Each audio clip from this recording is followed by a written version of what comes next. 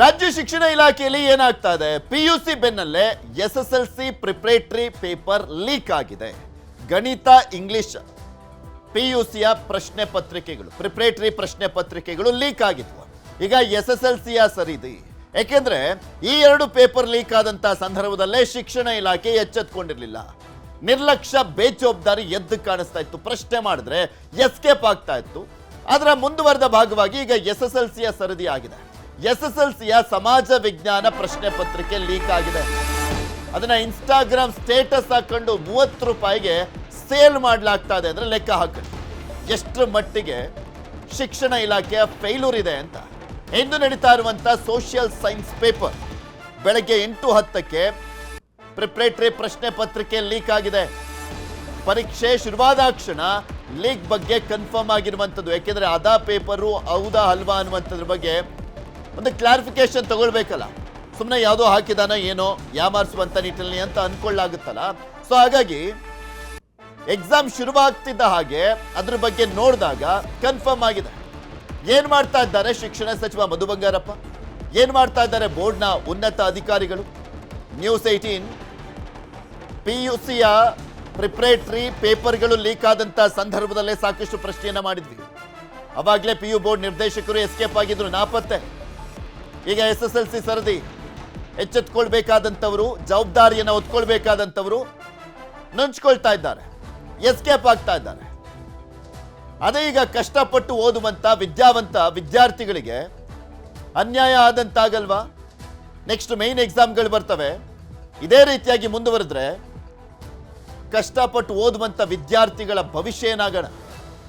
ಯಾವನೋ ಅಲ್ಲಿ ದುಡ್ಡಿಗೆ ಪೇಪರನ್ನ ತಂದು ಎಕ್ಸಾಮ್ ಬರೆದು ರ್ಯಾಂಕ್ ಗಳಿಸಿ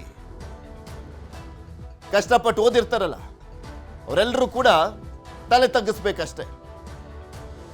ಪೋಷಕರಿಗೂ ಕೂಡ ಆತಂಕ. ಈಗ ಪದೇ ಪದೇ ಪ್ರಶ್ನೆ ಪತ್ರಿಕೆ ಲೀಕ್ ಆಗ್ತಾ ಇರುವಂತದ್ರ ಮೇನ್ ರೀಸನ್ ಏನಪ್ಪಾ ಅಂದ್ರೆ ಬೇಜವಾಬ್ದಾರಿ, ನಿರ್ಲಕ್ಷ್ಯ, ಅಥವಾ ಮಾರಾಟ ಮಾಡ್ಕೊಳ್ತಾ ಇದಾರ ಅಂತ. ಶಿಕ್ಷಣ ಇಲಾಖೆಯವರೇ ಇಂತಿಷ್ಟು ಕೊಟ್ಬಿಡಿ, ಪೇಪರ್ ಕೊಟ್ಬಿಡ್ತೀವಿ, ಲೀಕ್ ಮಾಡ್ಕೊಳ್ಳಿ ಅಂತ. SSLC ಪ್ರಿಪರೇಟರಿ ಪ್ರಶ್ನೆ ಪತ್ರಿಕೆ ಸೋರಿಕೆ ಪ್ರಕರಣಕ್ಕೆ ಸಂಬಂಧಪಟ್ಟಂತೆ ಈ ಪ್ರಕರಣವನ್ನ ಗಂಭೀರವಾಗಿ ಪರಿಗಣಿಸಿದ್ದೇವೆ. ಶಿವಮೊಗ್ಗದಲ್ಲಿ ಶಿಕ್ಷಣ ಸಚಿವ ಮಧು ಬಂಗಾರಪ್ಪ ಹೇಳಿಕೆಯನ್ನ ಕೊಟ್ಟಿದ್ದಾರೆ. ಶಿವಮೊಗ್ಗದಲ್ಲಿ ಶಿಕ್ಷಣ ಸಚಿವ ಮಧು ಬಂಗಾರಪ್ಪ ಹೇಳಿಕೆ ಗಂಭೀರವಾಗಿ ಪರಿಗಣಿಸಿದ್ದೇವೆ ಅಂತ. ಅವರ ತವರೂರು ಶಿವಮೊಗ್ಗದಲ್ಲೇ ಪತ್ರಿಕೆ ಲೀಕ್ ಆಗಿತ್ತು. ಮ್ಯಾಥ್ಸ್ ಗಣಿತ ಪತ್ರಿಕೆ ಲೀಕ್ ಆಗಿತ್ತು ಪಿಯುಸಿದು. SSLC ಪ್ರಶ್ನೆ ಪತ್ರಿಕೆ ಸೋರಿಕೆ ಬಗ್ಗೆ ತನಿಖೆ ಶುರುವಾಗಿದೆ. ಯಾರ ಮೊಬೈಲ್ ಕೋಡ್ನಿಂದ ಸೋರಿಕೆ ಬಗ್ಗೆ ಇದು ತನಿಖೆಯನ್ನ ಮಾಡಲಾಗ್ತಾ ಇದೆ. ಯಾರ ಮೊಬೈಲ್ನಿಂದ ಸೋರಿಕೆ ಆಗಿದೆ, ಎಲ್ಲಿಂದ ಸೋರಿಕೆ ಆಗಿದೆ, ಯಾವ ಸ್ಕೂಲ್ನಿಂದ ಅಥವಾ ಯಾವ ತಾಲೂಕಿನಿಂದ ಅನ್ನುವಂಥದ್ರ ಬಗ್ಗೆ ತನಿಖೆ ಮಾಡಲಾಗ್ತಾ ಇದೆ. ಇದು ಮರುಕಳಿಸದಂತೆ ಸೂಕ್ತ ಕ್ರಮ ಜರುಗಿಸ್ತೇವೆ ಅಂತ ಹೇಳಿದ್ದಾರೆ. ಇದ್ರೆ ಮಧು ಬಂಗಾರಪ್ಪನವ್ರು ಏನ್ ಮಾತನಾಡಿದ ನೋಡೋಣ. ಎಲ್ಲಿ ಸೋರಿಕೆ ಆಗುತ್ತೆ, ಯಾರು ಮಾಡಿದ್ದಾರೆ ಅದೆಲ್ಲ ಗೊತ್ತಾಗ್ತಾ ಇರಲ್ಲ. ಈ ಸತಿ ಏನಂದ್ರೆ ಅದಕ್ಕೊಂದು ಕೋಡ್ ಇದೆ, ಆ ಕೋಡಲ್ಲಿ ಗೊತ್ತಾಗ್ಬಿಡುತ್ತೆ. ಅದು ನಮಗೆ ಚೆನ್ನಾಗಿ ಗೊತ್ತಾಗುತ್ತೆ. ಆ ಕೋಡಲ್ಲಿ ಗೊತ್ತಾಗಿದೆ. ಅವ್ರು ನಮ್ಮ ಮೇಲೆ ಆ್ಯಕ್ಷನ್ ತಗೊಳ್ಳೋದಕ್ಕೆ ಆಗಲೇ ಹೇಳಾಯಿತು. ಗುಲ್ಬರ್ಗ ಮತ್ತು ಇಲ್ಲಿ ಇಟ್ಸ್ ಎ ಮೊಬೈಲ್ ಬೇಸ್ಡ್ ಇದ್ರದ್ದು ಕ್ವೆಶ್ಚನ್ ಪೇಪರ್ ಕೊಟ್ಟ ಮೇಲೆ ಬರುತ್ತೆ. ಕೊಟ್ಟ ಮೇಲೆ ಅದು ಅಥೆಂಟಿಸಿಟಿ ನೋಡಬೇಕಾಗುತ್ತೆ. ಅದಕ್ಕಿಂತ ಮುಂಚೆ ಏನಾದ್ರು ಆಗಿದೆ ಅಂದರೆ ಟೈಮಿಂಗ್ ಎಲ್ಲ ಬರ್ತದೆ. ಅದನ್ನು ಫಾರೆನ್ಸಿಕ್ಗೆ ಕೊಡಬೇಕಾಗುತ್ತೆ, ಟೆಕ್ನಿಕಲ್ ಟೀಮಿಗೆ ಕೊಡಬೇಕಾಗುತ್ತೆ. ಅದು 9:15ಗೆ ಸೋರಿಕೆ ಆಗಿದೆ ಅಂದ್ಬಿಟ್ಟು ಬಂದರೆ ಅದು ತಪ್ಪಾಗ್ಬಿಡುತ್ತೆ. ಯಾಕೆಂದರೆ ಮೊಬೈಲಲ್ಲಿ ಇರ್ತದೆ ಅದು. ಸೊ ಇದನ್ನು ಅಥೆಂಟಿಸಿಟಿ ನೋಡಬೇಕಾಗತ್ತೆ. ನೋಡ್ಕೊಂಡು ಏನಾದ್ರು ಆ ಥರ ಇಲಾಖೆಯಿಂದ ಏನಾದ್ರು ತಪ್ಪಾಗಿದ್ರೆ ಅವ್ರು ಯಾರು ಕಾರಣಕರ್ತರೋ ಅವ್ರ ಮೇಲೆ ಆ್ಯಕ್ಷನ್. ಇದ್ರ ಬಗ್ಗೆ ಇನ್ನಷ್ಟು ಮಾಹಿತಿಯನ್ನು ಕೊಡ್ತಾ ಹೋಗ್ತಾರೆ ನಮ್ಮ ಪ್ರತಿನಿಧಿ ಪ್ರಗತಿ ಶೆಟ್ಟಿ. ನಮ್ಮ ಜೊತೆ ನೇರ ಸಂಪರ್ಕದಲ್ಲಿ ಜಾಯ್ನ್ ಆಗಿದ್ದಾರೆ. ಪ್ರಗತಿ, ಇಲ್ಲಿ ಪದೇ ಪದೇ ಲೀಕ್ ಆಗ್ತಾ ಇರುವಂಥದ್ದು ಸಹಜವಾಗಿ ಶಿಕ್ಷಣ ಇಲಾಖೆಯ ಫೇಲ್ಯೂರ್ ಅನ್ನ ತೋರಿಸ್ತಾ ಇದೆ. ಇಲ್ಲ, ನಮಗೆ ಗೊತ್ತಾಗ್ಬಿಡುತ್ತೆ ಎಲ್ಲಿಂದ ಯಾವಾಗ ಯಾರು ಲೀಕ್ ಮಾಡಿದ್ದಾರೆ ಅನ್ನುವಂಥದ್ದನ್ನ ಹೇಳ್ತಾ ಇದ್ದಾರೆ. ಬಟ್ ಇದುವರೆಗೂ ಒಬ್ಬರನ್ನು ಕೂಡ ಅರೆಸ್ಟ್ ಮಾಡಕ್ ಆಗಿಲ್ವಲ್ಲ. ಅಂದ್ರೆ ಸುಮ್ಮನೆ ಇಲ್ಲಿ ತೇಪೆ ಹಚ್ಚುವಂತ ಕೆಲಸ ಆಗ್ತಾ ಇದೆಯಾ ಅಂತ?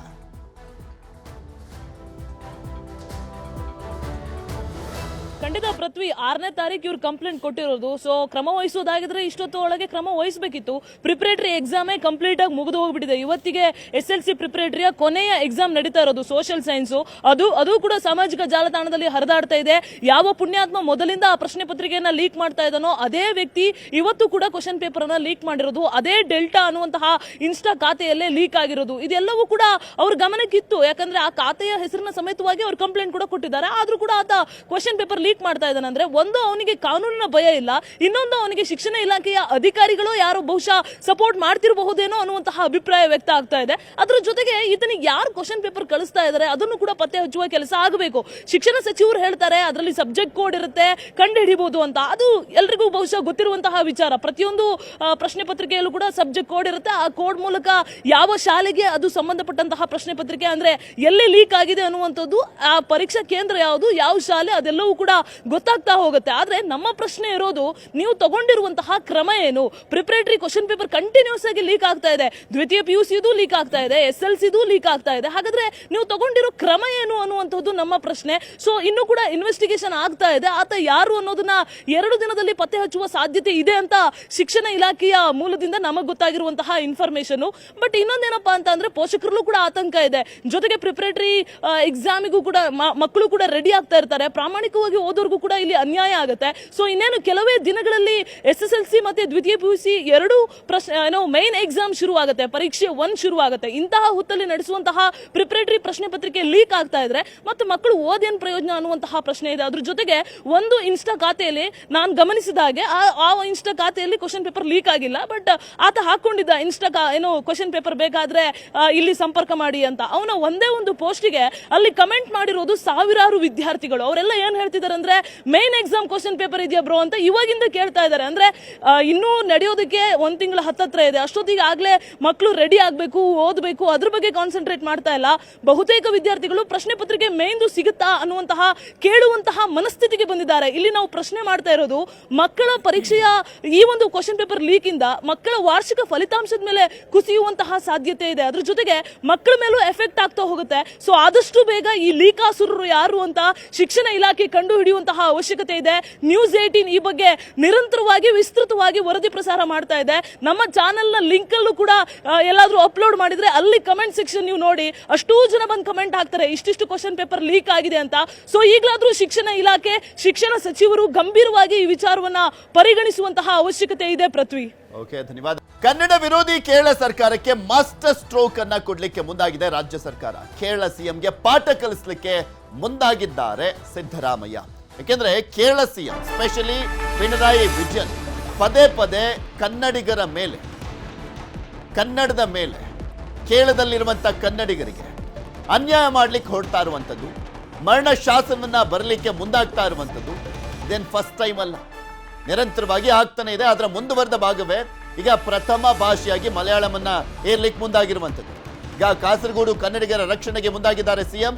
ಕಾಸರಗೋಡನ್ನ ರಾಜ್ಯದ ಸಾಂಸ್ಕೃತಿಕ ಭಾಗವಾಗಿಸಲಿಕ್ಕೆ ತಯಾರಿಯನ್ನ ಮಾಡಿಕೊಂಡಿದ್ದಾರೆ. ಈಗಾಗಲೇ CM ಸಿದ್ದರಾಮಯ್ಯ ಇದಕ್ಕೆ ತಾತ್ವಿಕ ಒಪ್ಪಿಗೆಯನ್ನ ಕೂಡ ಕೊಟ್ಟಿದ್ದಾರೆ. ಕಾಸರಗೋಡಿನಲ್ಲಿನ ಕನ್ನಡ ರಾಜ್ಯೋತ್ಸವಕ್ಕೆ ಅನುದಾನ ಕೊಡಲಿಕ್ಕೆ ಮುಂದಾಗ್ತಾ ಇದ್ದಾರೆ. ರಾಜ್ಯ ಪ್ರಶಸ್ತಿಯಲ್ಲಿ ಕಾಸರಗೋಡು ಕನ್ನಡಿಗರನ್ನ ಕೂಡ ಪರಿಗಣನೆಗೆ ತೆಗೆದುಕೊಳ್ಳಲಿಕ್ಕೆ ಚಿಂತನೆಯನ್ನ ಮಾಡಲಾಗಿದೆ. ತಿಂಗಳ ಹಿಂದೆ ಕಾಸರಗೋಡು ಕನ್ನಡಿಗರಿಂದ ಸರ್ಕಾರಕ್ಕೆ ಮನವಿ. ಈ ಮನವಿ ಮೇರೆಗೆ ಸರ್ಕಾರದಿಂದ ಕನ್ನಡಿಗರಿಗೆ ಗುಡ್ ನ್ಯೂಸ್ ಅನ್ನ ಕೊಡ್ಲಾಗ್ತಾ ಇದೆ. ಅದು ಇಂತಹ ಸಂದರ್ಭದಲ್ಲಿ ರಾಜ್ಯದ ಸಾಂಸ್ಕೃತಿಕ ಭಾಗ ಅಂತ ಪರಿಗಣಿಸಲಿಕ್ಕೆ CM ನಿರ್ಧಾರವನ್ನು ಮಾಡಿದ್ದಾರೆ. ಕಾಸರಗೋಡಿಗೆ ಹೋಗಿ ಅಲ್ಲೇ ಘೋಷಣೆ ಮಾಡಲಿಕ್ಕೆ CM ನಿರ್ಧಾರ ಅಂತ ಕೂಡ ಹೇಳಲಾಗ್ತಾ ಇದೆ. ಇದೊಂದು ಬಹುದೊಡ್ಡ ತಿರುಗೇಟು ಅಂತ ಹೇಳಿದ್ರು ತಪ್ಪಾಗ್ಲಿಕ್ಕಿಲ್ಲ. ಬಿಕಾಸ್ ನಾವು ಯಾವಾಗಲೂ ಕೂಡ ನೋಡ್ತಾ ಇರ್ತೀವಲ್ಲ, ಕಾನೂನಾತ್ಮಕವಾಗಿ ಕಾಸರಗೋಡು ಕೇರಳದ ಜೊತೆ ಇದೆ ಅಷ್ಟೇ, ಆದ್ರೆ ಭಾವನಾತ್ಮಕವಾಗಿ, ಸಾಂಸ್ಕೃತಿಕವಾಗಿ, ಭಾಷೆಯ ವಿಚಾರಕ್ಕೆ ಸಂಬಂಧಪಟ್ಟಂತೆ ನೋಡಿದಾದ್ರೆ ಅಲ್ಲಿನ ನೆಲ, ಅಲ್ಲಿನ ಜನ, ಮಾತನಾಡುವಂತ ರೀತಿ ಎಲ್ಲವೂ ಕೂಡ ಕಂಪ್ಲೀಟ್ ಆಗಿ ಕನ್ನಡಮಯ. ಇನ್ನು ಕಾಸರಗೋಡಿನಲ್ಲಿ ಮಲಯಾಳಂ ಹೇರಿಕೆ ವಿಚಾರಕ್ಕೆ ಸಂಬಂಧಪಟ್ಟಂತೆ ಗೃಹ ಸಚಿವ ಪರಮೇಶ್ವರ್ ಪ್ರತಿಕ್ರಿಯೆಯನ್ನು ಕೊಟ್ಟಿದ್ದಾರೆ. ಕನ್ನಡಕ್ಕೆ ತೊಂದರೆ ಆಗದ ಹಾಗೆ ಮಾಡಬೇಕು. ನಾವು ಕಾಸರಗೋಡಿಗೆ ಹೋದಾಗ ಕನ್ನಡದಲ್ಲಿ ಮಾತನಾಡ್ತೇವೆ ಅಂತ ಹೇಳಿದ್ದಾರೆ. ಇನ್ನು ಇದೇ ವಿಚಾರಕ್ಕೆ DK ಸುರೇಶ್ ಕೂಡ ಪ್ರತಿಕ್ರಿಯೆಯನ್ನು ಕೊಟ್ಟಿದ್ದಾರೆ. ಅಲ್ಲ, ನಾವು ನಮ್ಮ ಒಪಿನಿಯನ್ ಪ್ರಶ್ನೆ ಅಲ್ಲ, ಇಲ್ಲಿ ಕನ್ನಡದ ಪ್ರಶ್ನೆ. ಅಲ್ಲಿ ಮಲಯಾಳಮನ್ನ ಕಲಿಸ್ಬೇಕು ಅಂತ ಹೇಳಿ ಅವರು ಅವರ ದೃಷ್ಟಿಯಿಂದ ಹೇಳ್ಕೊಂಡು ಮಾಡಿರ್ಬೋದು. ಆದರೆ ಕನ್ನಡಕ್ಕೆ ತೊಂದರೆ ಆಗದಾಗೆ ಮಾಡಬೇಕು. ಮಂಗಳೂರು ಕಡೆ ನೀವು ಹೋದರೆ ಭಾಳ ಜನ ವ್ಯವಹಾರ ಎಲ್ಲ ಟ್ರೇಡಿಂಗು, ವ್ಯವಹಾರ, ಬಿಸ್ನೆಸ್ಸು, ಎಜುಕೇಷನ್ನು ಎಲ್ಲ ಬರೀ ಮಂಗಳೂರಲ್ಲೇ ಆಗುತ್ತೆ. ಯಾರು ಮಲಯಾಳಂ ಮಾತಾಡೋರಿಗೆ, ಅವರಿಗೆ ಕನ್ನಡನೂ ಸ್ವಲ್ಪ ಅವ್ರು ಕಲ್ತ್ಕೊಂಡ್ರೆ ಒಳ್ಳೇದಲ್ವಾ? ಈಗ ನಾವೆಲ್ಲ ಕಾಸರಗೋಡು ಕಡೆ ಎಲ್ಲ ಹೋಗ್ತೀವಿ, ಎಲೆಕ್ಷನ್ ಕ್ಯಾಂಪೇನಿಗೆಲ್ಲ ಹೋಗ್ತೀವಿ, ಅವಾಗೆಲ್ಲ ನಾವು ಕನ್ನಡದಲ್ಲೇ ಭಾಷಣ ಮಾಡ್ತೀವಿ. ಯಾಕೆಂದ್ರೆ ಅಲ್ಲಿ ಹೆಚ್ಚು ಜನ ಕನ್ನಡ ಮಾತಾಡೋರೇ ಇದ್ದಾರೆ. ಆದ್ರಿಂದ ಕನ್ನಡ ಶಾಲೆ ಇರುವಾಗ ಅದಕ್ಕೆ ಉತ್ತೇಜನ ಕೊಡಬೇಕು ಅಂತಕ್ಕಂಥದ್ದೇ ನಮ್ಮ ವಾದ. ಅದು ದೊಡ್ಡ ವಿಚಾರ, ಅದಕ್ಕೆ ಚರ್ಚೆ ಆಗಬೇಕು, ಯಾವುದೇ ವಿವಾದ ಇಲ್ಲದೆ ಬಗೆಹರಿಸ್ಕೋಬೇಕಾಗ್ತದೆ. ಅಂಥದ್ದನ್ನೆಲ್ಲ ನಾವು ವಿವಾದ ಮಾಡ್ಕೊಂಡು ಕೂತ್ರೆ ಫೆಡರಲ್ ಸ್ಟ್ರಕ್ಚರಿಗೆ ಏನು ಬೆಲೆನೇ ಇರೋದಿಲ್ಲ. ಈಗ ಸ್ಟೇಟ್ ಆ್ಯಂಡ್ ಸೆಂಟರ್ ಅಂತ ಏನು ರಿಲೇಷನ್ಶಿಪ್ ಇದೆ, ಅದೇ ರೀತಿ ಪಕ್ಕಪಕ್ಕದ ರಾಜ್ಯಗಳು ಕೂಡ ಕಿತ್ತಾಡ್ದಂಗೆ ನಾವು ಸಹೋದರತ್ವ ಭಾವನೆಯಿಂದ ಇರಬೇಕಲ್ಲ. ದಟ್ ಈಸ್ ದಿ ಕಾನ್ಸ್ಟಿಟ್ಯೂಷನಲ್ಲಿ. ಅದಕ್ಕೆ ಭಾಷಾ ಆಧಾರದ ಮೇಲೆ ರಾಜ್ಯಗಳನ್ನು ವಿಂಗಡಣೆ ಮಾಡಿದ್ದಾರೆ. ಅದರಲ್ಲಿ ಗೊಂದಲ ಆದರೆ ಮತ್ತೆ ತಿರ್ಗಾ ಅದು ಸರಿ ಕಾಣುವುದಿಲ್ಲ. ರಾಜ್ಯದ ಭಾಷೆಗಳನ್ನ ರಾಜಕಾರಣಕ್ಕೆ ಬಳಸ್ಕೊಳ್ತಕ್ಕಂಥದ್ದು ಸಹಜವಾಗಿ ನಡೀತಾನೆ ಇರ್ತದೆ. ಆದರೆ ಇವತ್ತು ಕಾಸರಗೋಡು ಕರ್ನಾಟಕದ ಒಂದು ಭಾಗ ಅಂತಕ್ಕಂಥದ್ದು ಮೊದಲಿಂದನೂ ಕೂಡ ನಮ್ಮ ಪ್ರತಿಪಾದನೆ. ಆದರೆ ಅಲ್ಲಿಗೆ ಕನ್ನಡಿಗರಿಗೆ ಯಾವುದೇ ರೀತಿಯ ಸಮಸ್ಯೆ ಆಗದಂತೆ ನೋಡ್ಕೊಳ್ಬೇಕಾಗಿರ್ತಕ್ಕಂಥದ್ದು ಕೂಡ ಆ ಸರ್ಕಾರದ ಕೆಲಸ. ಬಹುಶಃ ಇವತ್ತು ಏನು ಒತ್ತಡವನ್ನು ಹೇರುವಂಥ ಪ್ರಯತ್ನವನ್ನು ಮಾಡ್ತಾ ಇದ್ದಾರೆ, ಅದರಿಂದ ಗಡಿ ಭಾಗದಲ್ಲಿ ಉತ್ತಮವಾದಂಥ ವಾತಾವರಣ ಇರಲಿಕ್ಕೆ ಸಾಧ್ಯ ಆಗೋದಿಲ್ಲ. ಕೇರಳ ಮತ್ತು ಕರ್ನಾಟಕ ಎರಡೂ ಕೂಡ ಉತ್ತಮವಾದಂಥ ಬಾಂಧವ್ಯವನ್ನು ಇಟ್ಕೊಂಡಿದೆ.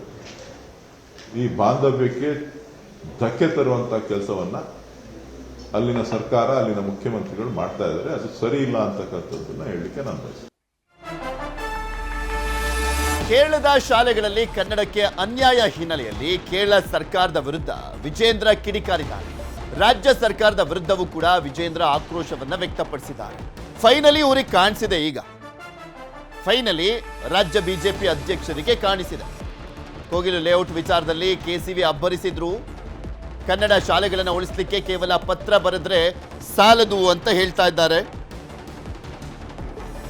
ರಾಜ್ಯ ಸರ್ಕಾರ ವೇಣುಗೋಪಾಲ್ರ ಕಿವಿ ಹಿಂಡಬೇಕು ಅಂತ ಹೇಳ್ತಾ ಇದ್ದಾರೆ ವಿಜೇಂದ್ರ. ಈಗ ಕೋಗಿಲು ಲೇಔಟ್ ವಿಚಾರದಲ್ಲಿ ಕೆಸಿವಿ ಅಬ್ಬರಿಸಿದ್ರು. ಕನ್ನಡ ಶಾಲೆಗಳನ್ನು ಉಳಿಸಲಿಕ್ಕೆ ಕೇವಲ ಪತ್ರವನ್ನು ಬರೆದ್ರೆ ಸಾಲದು, ರಾಜ್ಯ ಸರ್ಕಾರ ವೇಣುಗೋಪಾಲ್ ಅವರ ಕಿವಿಯನ್ನು ಕೂಡ ಹಿಂಡಬೇಕು. ಬಿಜೆಪಿ ರಾಜ್ಯಾಧ್ಯಕ್ಷ ವಿಜೇಂದ್ರ ಅವರ ಆಗ್ರಹ ಇದೆ. ಕೇರಳ ರಾಜ್ಯದ ನಮ್ಮ ಕರ್ನಾಟಕ ಗಡಿ ಭಾಗದಲ್ಲಿರುವಂತಹ ಪ್ರದೇಶದಲ್ಲಿ ಅಲ್ಲಿಯ ಸರ್ಕಾರ, ಕಮ್ಯುನಿಸ್ಟ್ ಸರ್ಕಾರ, ಕನ್ನಡ ಶಾಲೆಗಳಲ್ಲಿ ಮಲಯಾಳಂ ಭಾಷೆಯನ್ನು ಹೇರುವಂಥ, ಒತ್ತಾಯಪೂರ್ವಕವಾಗಿ ಮಲಯಾಳಂ ಭಾಷೆಯನ್ನು ಹೇರುವಂಥ ಒಂದು ಕೆಲಸಕ್ಕೆ ಆ ಸರ್ಕಾರ ಕೈ ಹಾಕಿರುವಂಥದ್ದು ಇದು ಖಂಡನೀಯ. ಇದು ಭಾರತೀಯ ಜನತಾ ಪಾರ್ಟಿ ಇದು ಪ್ರಬಲವಾಗಿ ಖಂಡಿಸ್ತದೆ. ಅಷ್ಟೇ ಅಲ್ಲ, ಎಲ್ಲ ಕನ್ನಡ ಪರ ಸಂಘಟನೆಗಳು ಕೂಡ ಇದರ ಪ್ರಬಲ ವಿರೋಧವನ್ನು ಮಾಡಿದೆ. ನಾನು ರಾಜ್ಯದ ಮುಖ್ಯಮಂತ್ರಿಗಳಲ್ಲಿ ಕೇಳೋದಕ್ಕೆ ಇಚ್ಛಪಡ್ತೇನೆ. ಕಾಂಗ್ರೆಸ್ ಪಕ್ಷದ ಎಐಸಿಸಿಯ ಪ್ರಧಾನ ಕಾರ್ಯದರ್ಶಿಗಳು ಕೆ.ಸಿ. ವೇಣುಗೋಪಾಲ್ ಅವರು ಕರ್ನಾಟಕದ ವಿಚಾರದಲ್ಲಿ ಪದೇ ಪದೇ ಮೂಗು ತೋರಿಸುವಂಥ ಕೆಲಸವನ್ನು ಮಾಡ್ತಾರೆ. ಹಾಗಾಗಿ ಮಾನ್ಯ ಮುಖ್ಯಮಂತ್ರಿಗಳನ್ನು ಕೇಳೋದಕ್ಕೆ ಇಚ್ಛಪಡ್ತೇನೆ. ಕೇರಳದಲ್ಲಿರ್ತಕ್ಕಂಥ ನಮ್ಮ ಕನ್ನಡ ಶಾಲೆಗಳನ್ನು ಉಳಿಸುವಂಥ ಕೆಲಸದಲ್ಲಿ ಕೇವಲ ನಿಮ್ಮ ಹೇಳಿಕೆ ಪತ್ರಗಳನ್ನು ಬರೆದ್ರೆ ಸಾಕಾಗೋದಿಲ್ಲ. ನಿಮ್ಮ ಕೆ.ಸಿ. ವೇಣುಗೋಪಾಲ್ ಅವರ ಕಿವಿಯನ್ನು ಹಿಂಡಿ ಯಾವುದೇ ರೀತಿ ಕನ್ನಡಿಗರಿಗೆ ಅನ್ಯಾಯ ಆಗಬಾರ್ದು. ಕೇರಳದಲ್ಲಿರುವಂತಹ ಕನ್ನಡ ಶಾಲೆಯನ್ನು ರಕ್ಷಣೆ ಮಾಡುವಂಥದ್ದಾಗಲಿ, ಕೇರಳದಲ್ಲಿರ್ತಕ್ಕಂಥ ಕನ್ನಡ ಶಾಲೆಗಳ ಮೇಲೆ ಮಲಯಾಳಂ ಭಾಷೆ ಹೇರುವಂಥದ್ರಲ್ಲಿ ಯಾವುದಕ್ಕೂ ಕೂಡ ಅವಕಾಶನ ಕೊಡಬಾರ್ದು. ಈ ನಿಟ್ಟಿನಲ್ಲಿ ಸಿದ್ದರಾಮಯ್ಯ ಸರ್ಕಾರ ಒಂದು ಗಟ್ಟಿಯಾಗಿರ್ತಕ್ಕಂಥ ನಿಲುವನ್ನು ತೆಗೆದುಕೊಳ್ಬೇಕು ಅಂತೇಳಿ ನಾನು ಈ ಸಂದರ್ಭದಲ್ಲಿ ಆಗ್ರಹಪಡಿಸ್ತೇನೆ. ಕಾಸರಗೋಡಿನಲ್ಲಿ ಮಲಯಾಳಂ ಕಡ್ಡಾಯ ವಿಚಾರಕ್ಕೆ ವಿಪಕ್ಷ ನಾಯಕ ಅಶೋಕ್ ಕೂಡ ಪ್ರತಿಕ್ರಿಯೆಯನ್ನು ಕೊಟ್ಟಿದ್ದಾರೆ. ಬೆಂಗಳೂರಿನಲ್ಲಿ ಮಾತನಾಡಿದಂಥ ಅವರು, ಕೇರಳದಲ್ಲಿ ಇಂಡಿ ಒಕ್ಕೂಟವಿದೆ, ನಾನು ಒದ್ದಂಗೆ ಮಾಡ್ತೇನೆ, ನೀನು ಅತ್ತಂಗೆ ಮಾಡು ಅಂತಾರೆ. ಏನೇ ಮಾಡುವ ಮೊದಲು ತೀರ್ಮಾನ ಚರ್ಚೆ ಆಗುತ್ತೆ, ಆದರೆ ನಾವೆಲ್ಲ ಕನ್ನಡ ಕನ್ನಡ ಅಂತೇವೆ. ಅವರು ಮಲಯಾಳಂ ಅಂತಾರೆ. ಸಿದ್ದರಾಮಯ್ಯ ಹೇಳ್ಬೋದು ಇತ್ತಲ್ವಾ, ಸಿದ್ದರಾಮಯ್ಯ ಬರೀ ಖಾರ ಅಲ್ಲ, ಉಪ್ಪು ಖಾರ ಸೇರಿಸಿ ಪತ್ರವನ್ನ ಬರೆಯಬೇಕಾಗಿತ್ತು. ಕೇರಳವನ್ನ ಬುಲ್ಡೋಸರ್ ಸರ್ಕಾರ ಅಂತ ಹೇಳಬಹುದಿತ್ತಲ್ವಾ. ಮೋದಿ ಅನ್ಯಾಯ, ಕೇಂದ್ರದ ಅನ್ಯಾಯ ಅಂತಾರಲ್ವಾ, ಕೇರಳ ಅನ್ಯಾಯ ಅಂತ ಯಾಕೆ ಹೇಳಲ್ಲ ಅಂತ ಪ್ರಶ್ನಿಸಿದ್ದಾರೆ. ಅವರ partner, close partners, friends, closest ವರ್ಗೆ ಮೊದಲು ಇವ್ರ ಹತ್ರ ಮಾತಾಡಿರ್ತಾರೆ. ಇವರು ನಾನು ಒದ್ದಂಗ್ ಮಾಡ್ತೀನಿ, ನೀನ್ ಒದ್ದಂಗ್ ಮಾಡು ಅಂತ ಅಷ್ಟೇ. ಇದು ಏನ್ ಬೇರೆ ಏನು ಇಲ್ಲ. ಯಾಕಂದ್ರೆ INDA ಪಾರ್ಟ್ನರ್ಸ್ ಅಂದ್ರೆ ಏನೇ ತೀರ್ಮಾನ ತೆಗೆದುಕೊಳ್ಬೇಕಾದ್ರು ಅವರೆಲ್ಲ ಚರ್ಚೆ ಮಾಡಿ ನಾವು ಸುಮ್ಮನೆ ಕನ್ನಡ ಕನ್ನಡ ಅಂತೀರಿ, ನೀವು ಮಲಯಾಳಿ ಅನ್ನಿ, ಅಲ್ಲಿ ಮ್ಯಾಚ್ ಮಾಡ್ಬಿಡೋಣ, ಇಬ್ರು ಮ್ಯಾಚ್ ಫಿಕ್ಸಿಂಗ್ ಅಂತ ಮಾಡ್ಕೊಂಡಿದ್ರು. ಅದೇ ಹೇಳ್ತಾರೆ ಅಂಡರ್ಸ್ಟ್ಯಾಂಡಿಂಗ್. ಅದು ಕಾರ ಆತರ ಆಗಲ್ಲ. ಅವ್ರು ಹೆಂಗ್ ಹೇಳಿದ್ರು ಹಂಗ ಹೇಳಿದ್ರ ಬುಲ್ಡೋಜರ್ ಸರ್ಕಾರ ಕರ್ನಾಟಕದಲ್ಲಿ ಅಂದ್ರು, ಸಿದ್ದರಾಮಯ್ಯ ಬುಲ್ಡೋಜರ್ ಅಂತ ಹೇಳಿದ್ರ ಕೇರಳ ಸರ್ಕಾರನ ಬುಲ್ಡೋಜರ್ ಅಂತ ಹೇಳಿದ್ರ ಯಾಕೆ ಹೇಳಿಲ್ಲ? ಖಾರ ಅಲ್ಲ, ಉಪ್ಪು ಖಾರ ಎರಡು ಸೇರ್ಸ್ ಹಾಕ್ಬೇಕು, ಅವಾಗೆ ಅವ್ರು ಭಯ ಬಿಡೋದು. ಹೇಳಿ ಬುಲ್ಡೋಜರ್. ಕೇರಳ ಸರ್ಕಾರ ಅವರ ಭಾಷೆಯನ್ನ ಕಡ್ಡಾಯ ಮಾಡ್ಕೊಂಡ್ರೆ ನಮ್ಮದೇನು ಎಲ್ಲ ಅವಶ್ಯಕ. ಕನ್ನಡ ಶಾಲೆಗಳಲ್ಲಿ ಯಾರು ಕೂಡ ಕಡ್ಡಾಯ ಮಾಡುವಂಗಿಲ್ಲ. ಯಾಕೆಂತಂದ್ರೆ ಕರ್ನಾಟಕದಲ್ಲೂ ಮೈನಾರಿಟಿ ಶಾಲೆಗಳಿವೆ, ನಾವಲ್ಲಿ ಆಪ್ಷನಲ್ ಆಗಿಟ್ಟಿದ್ದೇವೆ ಹೊರತು ಅದನ್ನು ಕಡ್ಡಾಯ ಅಂತ ಹೇಳಕ್ ಬರೋದಿಲ್ಲ. ಫಸ್ಟ್ ಲ್ಯಾಂಗ್ವೇಜ್ ತಗೊಳ್ಬೇಕು ಅಂತ ಹೇಳಕ್ ಬರೋದಿಲ್ಲ. ಹಾಗೆ ಅಲ್ಲಿಯೂ ಕೂಡ ಕನ್ನಡ ಶಾಲೆಗಳಲ್ಲಿ ಆಪ್ಷನಲ್ ಆಗಿ ಒಂದು ಇದು ಮಲಯಾಳಂ ಸಬ್ಜೆಕ್ಟ್ ಕೊಡಬಹುದು. ಅದನ್ನು ಬಿಟ್ಟು ಇದ್ರ ಬಗ್ಗೆ ಇನ್ನಷ್ಟು ಮಾಹಿತಿಯನ್ನು ಕೊಡ್ತಾ ಹೋಗ್ತಾರೆ ನಮ್ಮ ಪ್ರತಿನಿಧಿ ಕಾರ್ತಿಕ್ ನಮ್ಮ ಜೊತೆ ನೇರ ಸಂಪರ್ಕದಲ್ಲಿ ಜಾಯ್ನ್ ಆಗಿದ್ದಾರೆ. ಕಾರ್ತಿಕ್, ಇಲ್ಲಿ ಕೇರಳ ಸರ್ಕಾರಕ್ಕೆ ಸಡ್ಡನ್ನ ಹೊಡಿಲಿಕ್ಕೂ ಕೂಡ ರಾಜ್ಯ ಸರ್ಕಾರ ತೀರ್ಮಾನವನ್ನು ಮಾಡಿರುವಂಥದ್ದು. ರಾಜ್ಯದ ಸಾಂಸ್ಕೃತಿಕ ಭಾಗ ಅಂತ ಪರಿಗಣಿಸಿ ಕಾಸರಗೋಡನ್ನ ಇನ್ನಷ್ಟು ಹೆಚ್ಚಿನದಾಗಿ ಅವರು ಮಾನ್ಯತೆಯನ್ನ ಕೊಡಲಿಕ್ಕೆ ಮುಂದಾಗ್ತಾ ಇರುವಂಥದ್ದು. ಹಾಗೆ ಅಲ್ಲೇ ಹೋಗಿ ಘೋಷಣೆ ಮಾಡುವಂಥ ನಿರ್ಧಾರವನ್ನು ಕೂಡ ಮಾಡಿದ್ದಾರೆ ಸಿಎಂ ಅಂತ ಹೇಳಲಾಗ್ತಾ ಇದೆ. ಈ ಬೆಳವಣಿಗೆಗಳ ಬಗ್ಗೆ ನೋಡ್ತಾ ಹೋದಾದ್ರೆ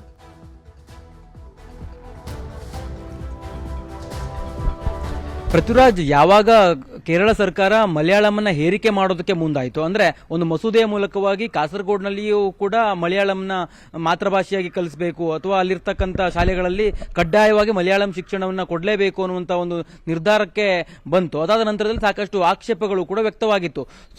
ಅಂದ್ರೆ ಬಹುತೇಕವಾಗಿ ಕಾಸರಗೋಡ್ನಲ್ಲಿ ಇರತಕ್ಕಂಥ ಕನ್ನಡಿಗರು ಈ ವಿಚಾರಕ್ಕೆ ಸಂಬಂಧಪಟ್ಟಂತೆ ಆಕ್ಷೇಪವನ್ನು ಎತ್ತಿದ್ರು. ಜೊತೆಗೆ ಕರ್ನಾಟಕ ಸರ್ಕಾರವು ಕೂಡ ಮಧ್ಯಸ್ಥಿಕೆಯನ್ನು ವಹಿಸಬೇಕು ಅನ್ನೋ ನಿಟ್ಟಿನಲ್ಲಿ ಅವರ ಮನವರಿಕೆಯೂ ಕೂಡ ಆಗಿತ್ತು. ಕೆಲ ದಿನಗಳ ಹಿಂದೆ ಕಾಸರಗೋಡಿನ ಅಲ್ಲಿನ ಅಂದ್ರೆ ಕನ್ನಡ ಸಂಘಟನೆ ಮುಖಂಡರು ಕೂಡ ಸರ್ಕಾರಕ್ಕೆ ಒಂದಿಷ್ಟು ಮನವಿಯನ್ನು ಕೂಡ ಮಾಡಿಕೊಂಡಿದ್ರು. ಅಂದ್ರೆ ಸಾಂಸ್ಕೃತಿಕವಾಗಿ ನಾವು ಕರ್ನಾಟಕದೊಂದಿದ್ದೇವೆ, ಯಾಕೆಂದ್ರೆ ಕೇವಲ ಗಡಿ ಭಾಗ ಕೇರಳಕ್ಕೆ ಸೇರ್ತದೆ ಹೊರತಾಗಿ ಅಲ್ಲಿರ್ತಕ್ಕಂಥ ಜನರ ಅದು ಆಚಾರ ವಿಚಾರ ಇರಬಹುದು, ಭಾಷೆ ಇರಬಹುದು, ಅದೆಲ್ಲವೂ ಕೂಡ ಕರ್ನಾಟಕಕ್ಕೆ ಹೋಲಿಕೆಯಾಗಿದೆ ಅನ್ನೋ ನಿಟ್ಟಿನಲ್ಲಿ ಮನವರಿಕೆಯನ್ನು ಕೂಡ ಮಾಡ್ಕೊಂಡಿದ್ರು. ಜೊತೆಗೆ ಒಂದಿಷ್ಟು ನಮಗೆ ಸಹಕಾರವನ್ನು ನೀವು ಕೊಡಬೇಕು ಅನ್ನೋ ನಿಟ್ಟಿನಲ್ಲಿ ಸರ್ಕಾರವನ್ನು ಕೂಡ ಕೋರಿಕೆಯನ್ನು ಮಾಡ್ಕೊಂಡಿದ್ರು. ಈ ಒಂದು ಕೋರಿಕೆಯ ಬೆನ್ನಲ್ಲೇ ಕೇರಳ ಸರ್ಕಾರ ಈ ಒಂದು ಮಸೂದೆಯನ್ನು ತಂದಿರತಕ್ಕಂಥ ಕಾರಣಕ್ಕಾಗಿ ರಾಜ್ಯ ಸರ್ಕಾರವು ಕೂಡ ಈ ವಿಚಾರಕ್ಕೆ ಸಂಬಂಧಪಟ್ಟಂತೆ ಒಂದಿಷ್ಟು ಚಿಂತನೆಯನ್ನು ಮಾಡಿರತಕ್ಕಂಥದ್ದು. ಈಗಾಗಲೇ ಸಿಎಂ ಸಿದ್ದರಾಮಯ್ಯನವರು ಮಂಗಳೂರಿನ ಪ್ರವಾಸದಲ್ಲಿದ್ದಾರೆ. ಇವತ್ತು ಸಂಜೆ ಕೇರಳದ ಕಾಸರಗೋಡಿನ ನಿಯೋಗವು ಕೂಡ ಸಿಎಂ ಸಿದ್ದರಾಮಯ್ಯನವರನ್ನ ಭೇಟಿಯಾಗುತ್ತೆ. ಅಲ್ಲಿ ಪ್ರಮುಖವಾಗಿ ಚರ್ಚೆ ಆಗುವಂತದ್ದು ಏನಂತಂದ್ರೆ ಇವತ್ತಿನ ಏನು ಮಸೂದೆ ಇದೆಯಲ್ಲ ಆ ಒಂದು ಮಸೂದೆಯ ವಿಚಾರವಾಗಿಯೂ ಕೂಡ ಚರ್ಚೆ ಆಗುತ್ತೆ. ಜೊತೆಗೆ ಕಾಸರಗೋಡನ್ನ ಕರ್ನಾಟಕ ಸರ್ಕಾರ ಯಾವೆಲ್ಲ ರೀತಿಯಾಗಿ ಪೋಷಣೆಯನ್ನು ಮಾಡಬೇಕು ಅನ್ನೋ ನಿಟ್ಟಿನಲ್ಲಿಯೂ ಕೂಡ ಅಲ್ಲಿನ ನಿಯೋಗ ಸಿಎಂ ಸಿದ್ದರಾಮಯ್ಯನವರ ಮುಂದೆ ಬೇಡಿಕೆ ಇಡುವಂತ ಸಾಧ್ಯತೆಯೂ ಕೂಡ ಇರತಕ್ಕಂಥದ್ದು. ಇದೆಲ್ಲದರ ನಡುವೆ ರಾಜ್ಯ ಸರ್ಕಾರವು ಕೂಡ ಸಾಕಷ್ಟು ಒಂದಿಷ್ಟು ಚಿಂತನೆಯನ್ನು ಕೂಡ ಮಾಡಿರ್ತಕ್ಕಂಥದ್ದು. ಪ್ರಮುಖವಾಗಿ ಕಾಸರಗೋಡನ್ನ ಸಾಂಸ್ಕೃತಿಕ ನಗರ ಅನ್ನುವಂಥ ರೀತಿಯಲ್ಲಿ ಅಂದ್ರೆ ಕರ್ನಾಟಕದ ಸಾಂಸ್ಕೃತಿಕ ನಗರ ಅನ್ನುವಂಥ ರೀತಿಯಲ್ಲಿ ಘೋಷಣೆಯನ್ನು ಮಾಡುವಂತಕ್ಕೂ ಕೂಡ ಈಗಾಗಲೇ ಸಿಎಂ ಸಿದ್ದರಾಮಯ್ಯನವರು ಚಿಂತನೆಯನ್ನು ಕೂಡ ಮಾಡ್ಕೊಂಡಿರ್ತಕ್ಕಂಥದ್ದು. ಯಾವ ಕಾರಣಕ್ಕಾಗಿ ಅಂತಂದ್ರೆ ಕಾಸರಗೋಡ್ನಲ್ಲಿ ಇರ್ತಕ್ಕಂಥ ಬಹುತೇಕರು ಕನ್ನಡಿಗರಿದ್ದಾರೆ. ಅದರಲ್ಲಿ 8 ಲಕ್ಷಕ್ಕೂ ಹೆಚ್ಚು ಜನಸಂಖ್ಯೆಯ ಕನ್ನಡಿಗರು ಇರ್ತಕ್ಕಂಥ ಕಾರಣಕ್ಕಾಗಿ, ಜೊತೆಗೆ 210ಕ್ಕೂ ಹೆಚ್ಚು ಕನ್ನಡ ಶಾಲೆಗಳು ಇರ್ತಕ್ಕಂಥ ಕಾರಣಕ್ಕಾಗಿ ಆ ಒಂದು ನಗರವನ್ನ ಕರ್ನಾಟಕ ಸರ್ಕಾರ ಪೋಷಣೆ ಮಾಡಬೇಕು ಅನ್ನೋ ನಿಟ್ಟಿನಲ್ಲಿ ರಾಜ್ಯ ಸರ್ಕಾರವು ಕೂಡ ಈಗಾಗಲೇ ತೀರ್ಮಾನವನ್ನು ತೆಗೆದುಕೊಂಡಿದೆ. ಮುಂಬರುವ ದಿನಗಳಲ್ಲಿ ಕೇರಳದಲ್ಲಿರ್ತಕ್ಕಂಥ ಸಾಧಕರನ್ನು ಕೂಡ ಕರ್ನಾಟಕದಲ್ಲಿನ ಒಂದಿಷ್ಟು ಅಂದ್ರೆ ಪ್ರಶಸ್ತಿಗಳ ವಿಚಾರಕ್ಕೆ ಸಂಬಂಧಪಟ್ಟಂತೆಯೂ ಕೂಡ ಕನ್ಸಿಡರ್ ಮಾಡಬೇಕು ಅನ್ನೋ ತೀರ್ಮಾನಕ್ಕೂ ಕೂಡ ಬರಲಾಗಿದೆ. ಜೊತೆಗೆ ಕಾಸರಗೋಡಿಗೆ ವಿಶೇಷ ಸ್ಥಾನಮಾನವನ್ನು ಕೊಟ್ಟು ಅಲ್ಲಿ ಯಾವ ರೀತಿಯಾಗಿ ಅಂತಂದ್ರೆ ಕನ್ನಡ ಒಂದು ಭಾಷೆಯ ವಿಚಾರವಾಗಿರ್ಬೋದು ಅಥವಾ ಕನ್ನಡ ರಾಜ್ಯೋತ್ಸವವನ್ನು ಆಚರಿಸುವಂತಹ ವಿಚಾರಕ್ಕೆ ಸಂಬಂಧಪಟ್ಟಂತೆ ಒಂದಿಷ್ಟು ಅನುದಾನವನ್ನು ಕೊಡುವಂತಕ್ಕೂ ಕೂಡ ಸಿದ್ಧತೆಯನ್ನು ಮಾಡಿಕೊಳ್ಳಲಾಗ್ತದೆ. ಈ ಒಂದು ವಿಚಾರಕ್ಕೆ ಸಂಬಂಧಪಟ್ಟಂತೆ ಸಿಎಂ ಸಿದ್ದರಾಮಯ್ಯರು ಕಾಸರಗೋಡಿಗೆ ತೆರಳಿ ಅಲ್ಲಿಯೇ ಘೋಷಣೆಯನ್ನು ಮಾಡುವಂತಹ ಸಾಧ್ಯತೆಗಳು ಕೂಡ ಇರತಕ್ಕಂಥದ್ದು. ಪೃಥ್ವಿರಾಜ್, ಓಕೆ, ಧನ್ಯವಾದ ಕಾರ್ತಿಕ್ ನಿಮ್ಮೆಲ್ಲ ಮಾಹಿತಿಗಾಗಿ. ಸಿಡಿ ಫ್ಯಾಕ್ಟರಿ ಇದ್ದಿದ್ದು ಹೊಳೆನರಸೀಪುರದಲ್ಲಿ ಅಂತ ಜೆಡಿಎಸ್ಗೆ ಟಾಂಗ್ ಕೊಟ್ಟಿದ್ದಾರೆ ಮಾಜಿ ಸಂಸದ ಡಿಕೆ ಸುರೇಶ್. ಡಿಕೆಶಿಯನ್ನ ಸಿಡಿ ಫ್ಯಾಕ್ಟರಿ ಮಾಲೀಕ ಅಂತ ಹೇಳಲಾಗಿತ್ತು. ಜೆಡಿಎಸ್ ಪೋಸ್ಟ್ ಮಾಡಿತ್ತು. ಕುಮಾರಸ್ವಾಮಿ ಅವರು ಟಾಂಗ್ ಕೊಟ್ಟಿದ್ರು ಸಾಮಾಜಿಕ ಜಾಲತಾಣದಲ್ಲಿ. ಸಿಡಿ ಫ್ಯಾಕ್ಟರಿ ಇದ್ದಿದ್ದು ಪದ್ಮನಾಭನಗರದಲ್ಲಿ. ಆ ಫ್ಯಾಕ್ಟರಿಯಲ್ಲಿ ಯಾರು ಮ್ಯಾನುಫ್ಯಾಕ್ಚರ್ ಮಾಡ್ತಾ ಇದ್ದಿದ್ದು? ಜೆಡಿಎಸ್ಗೆ ಟಾಂಗ್ ಕೊಟ್ಟಿದ್ದಾರೆ ಡಿಕೆ ಸುರೇಶ್. ಡಿಕೆ ಶಿವಕುಮಾರ್ ಸಹೋದರ ಮಾಜಿ ಸಂಸದ ಡಿಕೆ ಸುರೇಶ್ ಜೆಡಿಎಸ್ಗೆ ಟಾಂಗ್ ಕೊಟ್ಟಿದ್ದಾರೆ. ಜೆಡಿಎಸ್ ಅವರಿಗೆ ಕೆಲಸ ಇಲ್ಲ, ಉದ್ಯೋಗ ಇಲ್ಲ. ಫ್ಯಾಕ್ಟರಿ ಎಲ್ಲ ಇದ್ದಿದ್ದು ಹಾಸನದಲ್ಲಿ, ಹೊಳೆನರಸೀಪುರದಲ್ಲಿ. ಹೊಳೆನರಸೀಪುರಕ್ಕೆ ಹೋಗಿ ಕೇಳ್ಕೊಳ್ಳಿ, ಹೊಳೆನರಸೀಪುರಕ್ಕೆ ಹೋಗಿ ಕೇಳಲಿ. ಪದ್ಮನಾಭ ನಗರಕ್ಕೆ ಹೋಗಿ ಕೇಳಿ ಎಲ್ಲಿ ಫ್ಯಾಕ್ಟ್ರಿ ಇತ್ತು ಅಂತ. ಯಾರು ಬೇಡ ಅಂದವರು? ಫ್ಯಾಕ್ಟ್ರಿ ಎಲ್ಲಿತ್ತು ಅಂತ ಅಲ್ಲೇ ಕೇಳ್ಕೊಳ್ಳಿ, ಯಾರು ಬೇಡ ಅಂದವರು? ಫ್ಯಾಕ್ಟ್ರಿ ಯಾರು ಮ್ಯಾನುಫ್ಯಾಕ್ಚರ್ ಮಾಡ್ತಾ ಇದ್ರು ಅಂತ ಗೊತ್ತಿದೆಯಲ್ಲ ಈಗ. ಒಳ್ಳೆ ನರಸೀಪುರ ಇನ್ನ ಬೇಕಾ? ಹಾಸನಕ್ಕಿನ್ನ ಉದಾಹರಣೆ ಬೇಕಾ? ಇಡೀ ದೇಶದಲ್ಲಿ ಅತ್ಯಂತ ಹೀನಾಯವಾದ ಕೃತ್ಯ ಯಾವುದಾದ್ರೂ ಒಬ್ಬ ಇತ್ತು ಅಂತ ಅಂದ್ರೆ ಅದು ಹಾಸನ ನಡೆದಂತ ದುರ್ಘಟನೆ.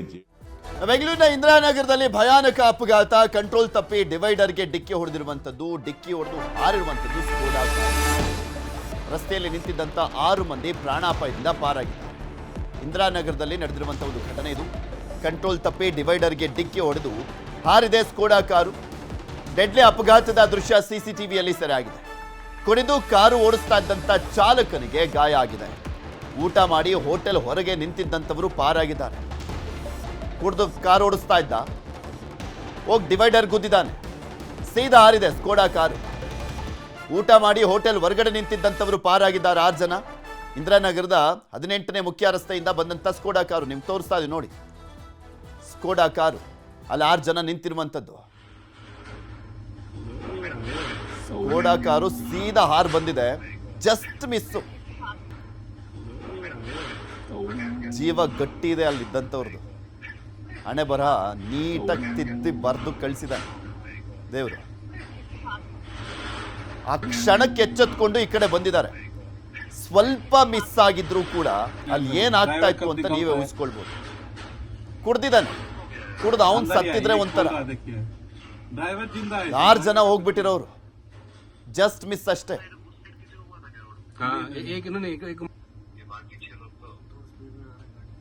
ಸ್ವಲ್ಪದ್ರಲ್ಲೇ ಅವ್ರ ಕಣ್ಣು ಮುಂದೆ ಎಲ್ಲವೂ ಬಂದೋಗಿರುತ್ತೆ. ಆ 6 ಜನರ ಕಣ್ಣು ಮುಂದೆ ಸ್ಕೋಡಾ ಕಾರು, ಐಷಾರಾಮಿ ಕಾರು ಹೆಂಗ್ ಹಾರಿಸ್ಕೊಂಡು ಬಂದಿದ್ದಾನೆ ನೋಡಿ. ನಾವು ಫಿಲಮಲ್ಲಿ ತೋರಿಸ್ತಾ ಇರ್ತೀವಲ್ಲ, ಫಿಲಮಲ್ಲಿ ನೋಡ್ತಾ ಇರ್ತೀರಲ್ಲ ನೀವು, ಆ ರೀತಿಯ ಹಾರಿಸ್ಕೊಂಡು ಬಂದಿರೋದು. ಇನ್ನು ಎಷ್ಟು ಸ್ಪೀಡಲ್ಲಿರೋಣ ಅವನು.